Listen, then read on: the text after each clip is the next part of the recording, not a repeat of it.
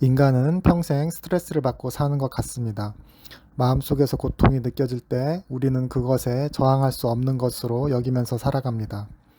정작 매일 그것을 우리는 실감하고 있지만 그것의 실체가 무엇인지 알고 있는 사람은 많지 않습니다. 오늘은 스트레스가 왜 인간의 뇌 속에서 발현되어 우리를 이렇게 괴롭히는지 그 뿌리를 들여다보는 영상을 준비하였습니다. 인생에서 가장 열받았던 순간을 떠올려 보세요. 흥분해서 다른 생각은 전혀 할 수 없고 오로지 스트레스를 주는 대상에 모든 의식이 집중됩니다. 이때 이런 흥분한 정신과 별도로 여러 가지 다른 신체 반응이 일어나는데 제일 잘 느껴지는 것은 심장이 두근거리는 것입니다. 숨도 벌렁거리게 되고 목소리가 떨리게 됩니다. 잘 의식하지 못하지만 동공이 확장되고 손에 땀이 더 나고 혈관에 세포의 에너지원인 포도당이 많이 쏟아지게 됩니다. 소화기관의 능력은 떨어져서 스트레스를 받고 나면 소화불량에 걸리기 쉽습니다. 먼저 이런 일이 벌어지기 위해서는 뇌가 의식적이건 무의식적이건 현재 상황이 스트레스 상황이라고 판단을 내려야 합니다.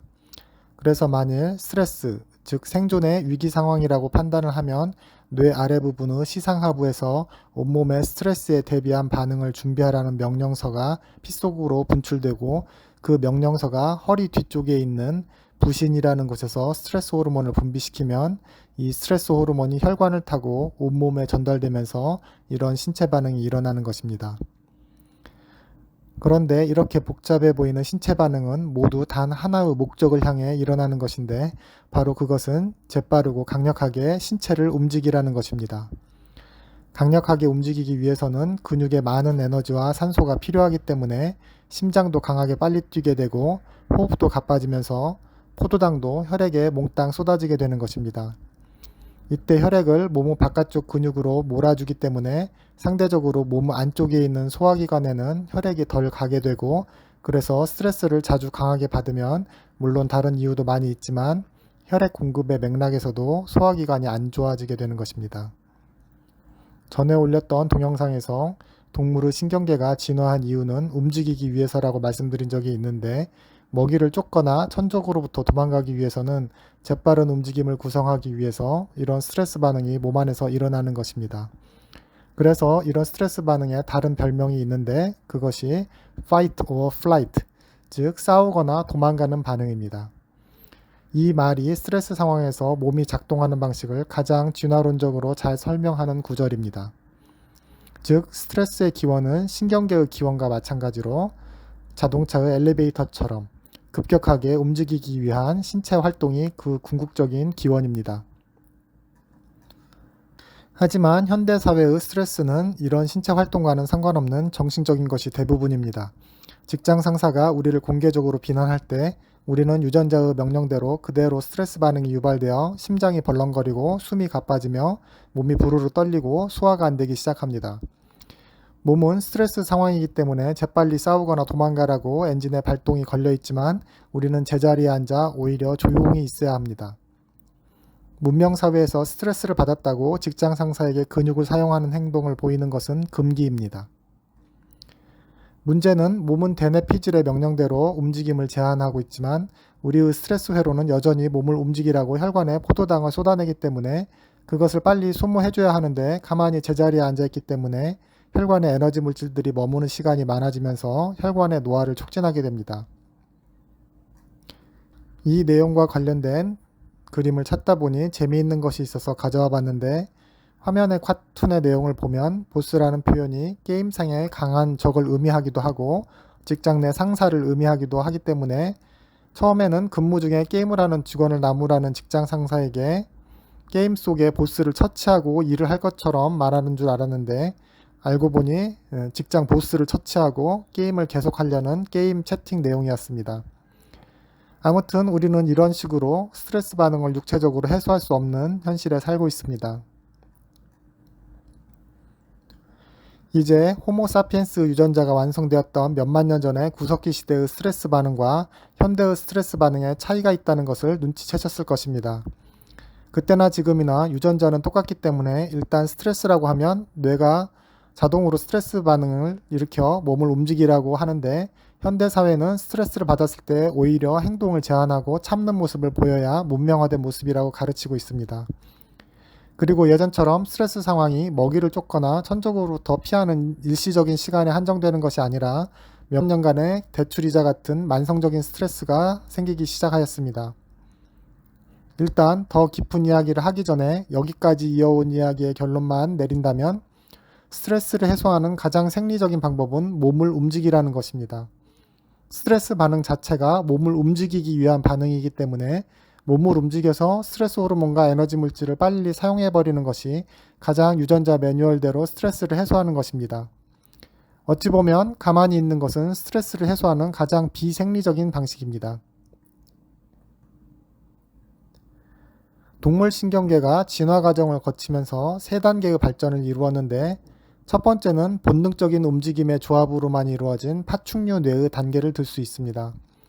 그리고 이런 움직임만으로 이루어진 동물의 유전자의 현재 상황이 생존에 유리한지 불리한지를 따져서 쾌감과 불쾌감을 구별하는 감정의 뇌를 두 번째 단계로 발전시켰고 세 번째로 인간에게 와서 추상적 사고와 언어를 사용할 수 있는 이성의 뇌를 발전시키게 되었습니다.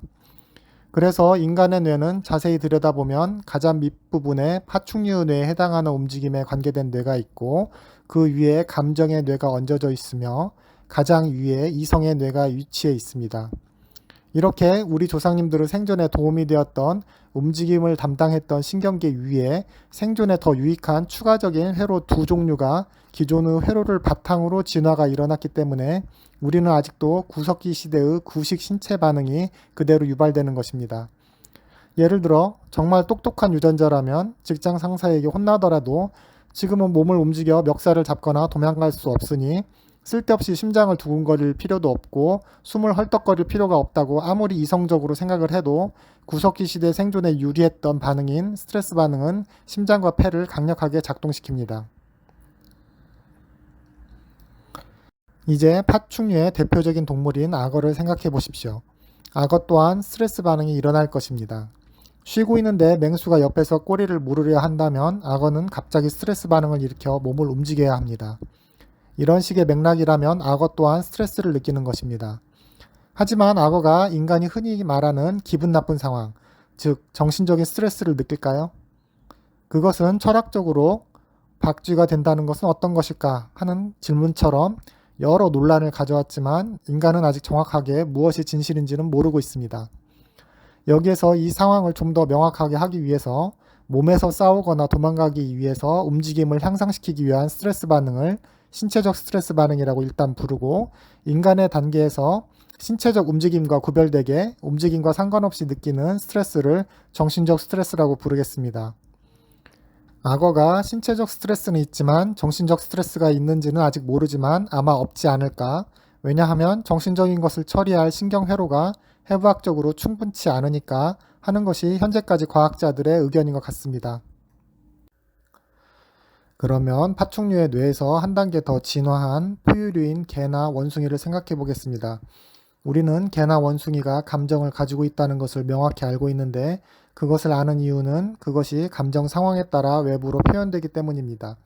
숨소리부터 눈과 입 모양, 꼬리 움직임, 털을 곤두세우는 것까지 몸의 움직임은 지금 이들이 행복한 상태인지 공포를 느끼는 상태인지를 즉각 알 수 있게 해줍니다. 이것은 파충류 뇌와 구분된 것인데 예를 들어 우리는 악어가 기분 좋아 보이는 행동을 하거나 불안해 보이는 행동을 한다는 것을 목격하지 못합니다. 생존에 유리하고 불리한 상황에 따라 추가적인 어떤 쾌감과 불쾌감의 감정적인 운동 출력이 파충류에는 없고 포유류의 단계에 와서 존재하게 되었습니다. 여기에서 감정의 뇌인데 또 운동 출력이라는 표현을 쓰는 것은 개가 기뻐서 내는 소리나 슬퍼서 낑낑대는 소리 또는 공포에 그르렁거리는 소리 모두가 발성기관 근육을 특정 리듬과 조합에 맞춰서 움직이는 것이기 때문입니다. 심지어 사람의 얼굴 표정 또한 표정 근육의 움직임 출력입니다. 반가워서 개가 꼬리를 흔들거나 좌우로 껑충껑충 뛰는 것, 전투태세로 털을 곤두세우는 것도 운동 출력입니다. 그러니 감정의 표현 양식의 기본 베이스 또한 심장 박동의 움직임과 폐의 호흡 움직임처럼 움직임입니다. 이것은 일견 당연한 내용인데 왜냐하면 신경계는 움직이기 위해서 처음 발생하였기 때문입니다. 하지만 우리는 움직임을 넘어선 감정의 정신적인 측면을 느끼고 있습니다. 행복감과 슬픔과 공포는 그것과 물론 움직임이 어느 정도 자동으로 결합되어 있지만 그것과 별도로 정신적으로만 느껴지는 부분이 존재함을 알고 있습니다. 개나 원숭이 또한 어느 정도 정신적인 감정 성분이 존재할 것이라 추측은 하고 있지만 그것이 인간의 격과 어느 정도 질감의 차이가 있는지는 아직 충분히 밝혀지지 않았습니다. 이 단계에서 추가적으로 언어를 다룰 수 있는 이성의 뇌가 인간에게서 감정에 대한 여러 문학적 표현을 가능하게 하였습니다. 일단 이런 언어 표현 단계 이전의 감정에 대한 가장 대표적인 모습은 바로 표정입니다. 표정은 현재 감정 상태가 긍정적인지 부정적인 것인지에 대하여 인간이 참고하는 가장 중요한 정보처이고 눈의 움직임을 추적해보면 대부분 무의식적으로 타인의 눈과 입 주변을 끊임없이 움직이면서 감정에 대한 정보를 얻으려고 뇌가 노력하는 것을 알 수 있습니다. 표정은 얼핏 자신의 감정에 대한 주관적인 어떤 것을 드러내는 것 같지만 실상 거울이 발견되기 전 우리 조상님들은 자신의 표정을 볼 수 없고 남이 자신의 표정을 보면서 상호작용을 일으켰던 것이 더 진화론적으로 중요한 의미를 지니고 있습니다. 따라서 표정은 주관적인 감정을 드러내는 것보다 객관적인 목격에 의해 상호작용하는 사회적 동물 간의 정보 전달에 더 큰 의미가 있는 것입니다. 감정을 느끼는 것은 주관적으로만 보이지만 그 감정을 나도 모르게 외부로 표현하는 것은 객관적인 움직임을 취하는 것입니다. 우리가 스스로 감정에 대해 언어로 표현하는 것도 언어 출력 자체가 체계적인 근육의 움직임이고 그것을 이해하는 타인과의 상호작용이 주된 목적인 경우가 많습니다. 일단 140에서 150명 정도 집단 크기가 호모사피엔스가 진화 과정에서 주되게 상호작용했던 집단의 크기였기 때문에 이들 간의 감정의 표현이나 언어의 표현은 이 집단을 유지시키는 데 큰 작용을 했을 것이라고 추측할 수 있습니다. 맹수처럼 독립생활이 아닌 이런 큰 규모의 집단을 이룬다는 것은 그런 집단이 갈등 없이 모여있을 사회적 규칙이 존재한다는 의미입니다. 동료가 아파서 괴로워하는 모습을 보면 도와주게 되고 공포를 느끼면 위협 대상이 무엇인지 즉각적으로 대처하기 위해 움직이며 함께 전투를 치르게 됩니다. 이런 사회적 상호작용 중에 원숭이의 털 고르기처럼 집단의 유대감을 공고히 하는 행위도 있지만 그와 다른 맥락의 사회적 행위도 있는데 그것은 바로 인간에 있어서 뒷담화입니다. 언어적 표현인 뒷담화는 생각보다 큰 역할을 가지고 있는데 이것을 이해하기 위해서는 세로토닌 농도과 서열 그리고 감정에 대해서 먼저 살펴보아야 합니다. 일단 결론적으로 세로토닌 농도가 중추신경계에서 많아지면 그 개체는 기분이 좋아지고 세로토닌 농도가 떨어지면 그 개체는 우울해집니다. 침팬지를 연구할 때 집단 내에서 서열 1위는 뇌 척수액 속의 세로토닌 농도가 제일 높아지는데 그런 1위 수컷도 다른 수컷의 도전으로 1위에서 떨어지자마자 세로토닌 농도가 급격하게 떨어집니다. 이처럼 세로토닌은 진화 과정에서 사회적 서열에 연동되어 개체의 감정 상태를 좌우하였고 그 감정 상태에 맞는 행동 출력, 예를 들어 이긴 수컷의 우쭐거리는 세레머니와 패한 수컷의 꽁무니를 빼는 모습은 모두 세로토닌 농도와 관련이 있는 것입니다.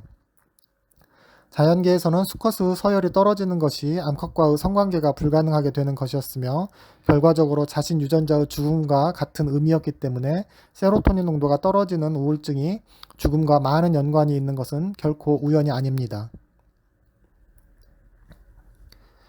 인간은 타인의 서열이 낮아지는 힌트에 상대적으로 자신의 서열이 올라감을 느끼고 그 순간 세로토닌 농도가 올라가게 됩니다. 우리가 나도 모르게 웃는 많은 경우는 타인의 사회적 서열이 낮아지는 힌트들, 예를 들어 우스꽝스럽게 넘어지는 사람이 바보처럼 보이거나 잘난 척하는 사람이 굴욕을 당하는 모습을 보이는 것에 잠재적으로 타인의 서열이 낮아지는 힌트를 갖게 되는데 이때 우리 뇌가 기쁜 감정이 유발됩니다. 만세! 드디어 저 사람의 서열이 낮아짐으로써 내 유전자의 생존 확률이 조금 올라갔다 정도로 유전자가 반응하는 것입니다. 우리가 타인을 뒷담화하는 것도 타인을 깎아내리는 그 순간 상대적으로 내 유전자는 우월한 것이 되고 그것은 마치 내 유전자의 생존 확률이 증가한 것으로, 즉 기쁜 것으로 느끼기 때문입니다. 이것을 제일 잘하는 직업군이 개그맨들입니다. 그들은 일부러 서열이 낮은 사람, 즉 지능이 떨어지는 것처럼 보이거나 서열이 낮아지는 상황극을 만들어 타인의 뇌를 기쁘게 하는 노하우를 갖고 있는 사람들입니다. 어떤 개그맨 지망생이 지속적으로 잘난 척만 하는 캐릭터로 개그를 짠다면 그 개그는 반드시 망할 것입니다. 사람들은 타인의 서열이 지속적으로 올라가는 것만 보이는 모습에 한박 웃음을 짓지 않습니다. 우리가 서열 높은 사람들, 그러니까 정치인이나 경제인에 대하여 강박적인 관심을 가지고 그들의 뉴스를 보면서 끊임없이 뒷담화하는 이유는 호모사피엔스가 내 유전자의 생존에 유리한 서열 전복 시기를 엿보기 위해 끊임없이 상위 서열자를 관찰하며 친한 주변인과 그런 정보를 나눴기 때문입니다. 뒷담화를 하는 순간 욕을 먹는 정치인은 내 의견보다는 덜 떨어진 정책을 하는 사람이 되는데 내 뇌는 그 순간 우쭐해지면서 사탕 같은 세로토닌 보상을 받게 됩니다. 타인의 뒷담화는 그런 의미에서 어쩌면 나의 중독 회로를 만족시키기 위한 자위행위일지도 모릅니다. 쉽게 이 모든 상황을 정리하자면 우리 조상은 서열과 관계된 뒷담화를 하면서 쾌감을 느끼는 유전자를 우리에게 남겨주었다는 것입니다. 서열 1위 앞에서 직접적으로 선전포고하고 몸싸움하는 것보다 뒤에서 몰래 뒷담화를 하면서 비슷한 서열끼리 전복을 도모하면서 시기를 기다리는 것은 서열이 낮은 개체들이 당장 서열 전투를 벌여 불구가 되는 위협보다 생존에 더 유리한 적응 방식이었습니다. 원래 뒷담화는 사회적 집단의 크기가 커질수록 내가 모든 사람의 일거수일투족을 목격할 수 없기 때문에 목숨 걸고 사냥할 때 도망갔다가 음식을 나눠줄 때 몰래 나타나는 무임승차자를 구별해내는데 가장 중요한 역할을 했습니다. 내가 목격 못했어도 타인이 내게 그 사람의 뒤에서 우리 집단에 해로운 어떤 행동을 했다는 뒷담화를 듣는 것은 그 기생충 같은 사람이 위험에 처했을 때 별로 구해주고 싶은 마음이 없게 만드는 자정작용을 하였습니다. 따라서 이런 150명 안팎의 소집단에서 뒷담화로 평판이 나빠지는 것은 즉각적으로 생존이 오락가락하는 문제였고 이때의 유전적 환경 때문에 우리는 실제 독립생활이 가능해진 현대에도 타인이 나를 어떻게 생각하는지 끊임없이 눈치 보면서 살고 있는 것입니다. 현대는 내 평판이 조금 안 좋아지고 남들이 나의 뒷담화를 조금 한다고 해서 유전자가 죽음과 가까워지는 환경이 아닙니다. 하지만 호모사피엔스 유전자는 스트레스 반응에서 심장을 벌떡이게 하고 폐를 더 바쁘게 움직이게 해주듯이 주변인의 평판에 예민한 촉을 세우고 신경 쓰고 살아야 한다고 우리에게 구식 생존 공식에 족쇄를 씌워 놓았습니다. 이것도 쉽게 정리하자면 우리 유전자는 주변인의 눈치를 보면서 그들이 나를 어떻게 생각하는지 관심을 가져야 한다고 구석기 시대 생존 방식을 강요한다는 것입니다. 우리가 끊임없이 주변인의 시선에 갇혀 괴로워하는 것은 이런 구석기 시대의 생존 공식이 여전히 우리 몸 안에서 작동하기 때문입니다. 마지막으로 이런 구식 작동 방식 중에 내 집단과 외 집단을 나누는 본능 또한 존재합니다. 우리 뇌가 여러 사람을 대할 때 거의 즉각적으로 서열을 파악하고 그에 맞게 행동을 하듯이 우리 뇌는 다른 사람을 판단할 때 거의 즉각적으로 아군인지 적군인지를 파악하고 그에 맞게 행동을 합니다. 꼭 전쟁이 아니더라도 여러 기준에 맞춰 내 집단과 외 집단을 나누어 내 집단에는 필요 이상의 호의를 가지며 외 집단에는 필요 이상의 경계심을 가지게 됩니다. 이런 내외 집단의 구분은 조선시대까지 성을 기준으로 씨족 간의 내외 집단 구별이 있었고 근현대에 지역 감정을 유발하는 내외 구별이 있었고 정치 성향에 따라 내외 집단의 구별이 또한 존재합니다. 국경 또한 그런 구별에서 자유로울 수 없으며 피부색에 의한 구별과 차별 또한 여전히 존재합니다. 하지만 만일 외계인이 지구인을 학살하는 상황이 오면 기존의 외집단이라고 했던 사람들도 한순간에 내 집단으로 바뀌고 그래서 생존을 위해 같이 싸우는 동료로 바뀔 수도 있습니다. 이처럼 존재하지도 않는 외계인을 가정해야 단합할 수 있는 취약한 개념이 내외 집단의 구별인데 우리 조상들은 항상 내 집단과 협력을 도모하면서 외 집단을 배척하면서 생존에 유리한 고지를 점했기 때문에 우리는 그 유전적 특성에서 자유로울 수 없습니다. 개인적으로 제가 이런 상황을 깨달았던 30대 초반부터 저는 남의 뒷담화를 일체 하지 않았습니다. 뒷담화는 첫째, 내외 집단을 나누는 본능을 적용한 것이고 둘째, 비록 뒤에서지만 남을 비하하고 있는 나는 그보다 더 우월한 존재라는 자위 본능의 산물이라는 생각 때문에 뉴스에서 매일같이 정치인을 비난하는 소식이 들려도 내가 그 상황에 직접 처하기 전에 남의 상황을 왈가왈부할 수 없다는 원칙으로 뉴스를 보기 시작하였습니다. 그렇게 살다 보니 정치색도 없어져서 항상 선거 전에 짧게 뉴스를 훑어보고 투표를 반드시 하긴 하지만 정작 나중에 돌아보면 내가 누구에게 표를 던졌었는지 기억이 잘 나지 않았습니다. 그때 알아서 잘 뽑았겠지 하면서 가끔 내가 그 사람을 뽑았었는지 안 뽑았었는지 궁금할 때가 많습니다. 그런 식으로 살다 보니까 정치는 나보다 모자란 사람들이 권력에 눈이 멀어 국회에 모인 것이 아니라 나름 집단지성이 상당히 잘 나라를 끌고 가고 있는 모습으로 보이기 시작했고, 누가 해도 정치는 사실은 어려운 것인데 예전처럼 비리를 저지르기도 힘든 세상에 왜 그렇게 권력을 잡으려 노력하는지 안쓰럽기도 합니다. 그래서 요즘은 정치 뉴스를 볼 때 스트레스를 전혀 받지 않습니다. 만일 우리가 스웨덴의 9시 뉴스를 보고 있다면 별로 흥분하면서 욕하지 않는 것처럼 우리나라 뉴스도 한 발짝 떨어져 내외 집단의 구별 없이 흥미롭게 사태를 지켜보면 어느 정도 집단 지성의 절충을 기다리는 재미있는 현상으로만 보입니다. 제 생각에 어차피 매일 봐야 하는 뉴스인데 그것을 볼 때마다 스트레스를 받을 것이라면, 그리고 자신의 인생의 목표가 행복하게 사는 것이라면 왜 그리 열 올리면서 스트레스를 받으면서 뉴스를 보는지 우리는 다시 한번 유전자의 본성에 의심을 품어야 합니다. 남을 비난한다는 것은 내가 남을 미워하고 있다는 것이고, 그것은 내 스스로 스트레스를 받고 있다는 뜻입니다. 내가 행복하기 위해서 남을 비난하는 뒷담화는 일시적으로는 자신을 위로하는 것 같지만 알고 보면 자신이 스트레스를 받고 있다는 것을 증명하는 것이라는 것을 알아야 합니다. 물론 내외 집단을 크게 신경 쓰지 않는다고 해서 월드컵에서 한국의 선전을 기뻐하지 않는다는 의미는 아닙니다. 내 집단의 유대감에 의한 좋은 점은 굳이 의심하거나 무시하려고 하지 않는데, 그것은 제 삶의 방식, 즉 부정적인 감정은 의심하지만 긍정적인 감정은 누린다고 하는 좋은 점과 나쁜 점을 뇌가 출력하는 대로 무차별적으로 받아들이는 것이 아니라 선별적으로 받아들인다는 뜻입니다. 오늘은 전에 설명드렸던 우월 편향과 감정의 강도를 의심하는 내용을 좀 더 확장해서 우리가 느끼는 스트레스의 어떤 진화론적인 의미와 사회적 스트레스를 스스로 자초하는 우리 유전적 본능을 의심하기 위해서 뒷담화를 하는 내 모습, 내외 집단을 나누는 자신의 모습을 돌아봐야 한다고 설명해 보았습니다. 당연하게만 느껴졌던 자신의 모습이 사실은 오래전 조상님의 생존에 도움이 되었던 유전적 형질의 연속성상에 있다는 것을 살펴보는 것은 현대를 살아가는 우리 자신의 마음을 되돌아보는 가장 중요한 지점이 된다는 것을 강조드리면서 오늘도 긴 설명 들어주셔서 감사합니다.